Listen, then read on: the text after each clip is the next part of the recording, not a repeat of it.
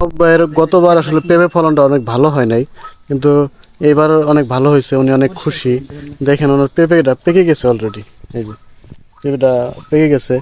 আল্লাহ ওনাকে এবার অনেক ভালো ফলন দিছে। সবাই ওনার জন্য দোয়া করবেন, এবং এক সময় সম্ভব হলে আপনারা গাজীপুরে ওনার পেঁপে বাগানটা দেখতে আসবেন। প্রত্যেকটা গাছেই ওনাকে আল্লাহ অনেক সুন্দর ফলন দিছে, সবগুলা গাছে। আর এই পেঁপে এটা এটা কি পেঁপে বলে মাহবুব ভাই? খিজরা গাছ, তাই না? এটা মর্দা গাছ ভাই, এটা হিজড়া গাছ বলে। মর্দা মর্দা গাছ বলে, অনেকে হিজড়া গাছ বলে। অর্থাৎ এই যে পুরুষ গাছ বলে। পুরুষ গাছ হয়। পুরুষ গাছের একটা এই পুরুষ গাছের পেঁপে গুলা কিন্তু খুব মিষ্টি হয়। 2 ফুট 3 ফুট করে একটা বড়া, এই যে এনে বড়া, এই যে 2 ফুট 3 ফুট। ভাই স্যার ভাজতে দিলে আর সুন্দর হইতো, দেন এই যে ফুলের মধ্যে আসছিল।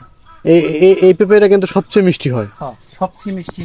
আপনারা যারা পেঁপে কিনেন, এটার ভিতরে কোনো বিচি নাই, এবং এটার ভিতরে কোনো ফাঁকা নাই, সম্পূর্ণ খালি মাংস শিলে। হ্যাঁ একমাত্র এই পেঁপেটার মধ্যে সর্বোচ্চ মিষ্টি জাতীয় বা ভালো পেঁপে এটাই। হ্যাঁ, আপনাদেরকে একটা গোপন তথ্য ফাঁস। এতটি গাছের মধ্যে সর্বোচ্চ 2টা গাছ আছে, একটা গাছ আর এই পাশে আরেকটা গাছ, ওই যে মাত্র 2টা গাছ আছে। সচরাচর হয় না এগুলো। মাশাআল্লাহ, আলহামদুলিল্লাহ। যাই হোক, আপনাদেরকে একটা গোপন তথ্য ফাঁস করে দিলাম। পেঁপে যদি কখনো কিনেন, এরকম পেঁপে কিনবেন, 100% মিষ্টি হবে, 100%। এখানে কোনো ভুল নাই, ঠিক আছে? পেঁপেগুলো আপনারা আবার একটু দেখে নেন।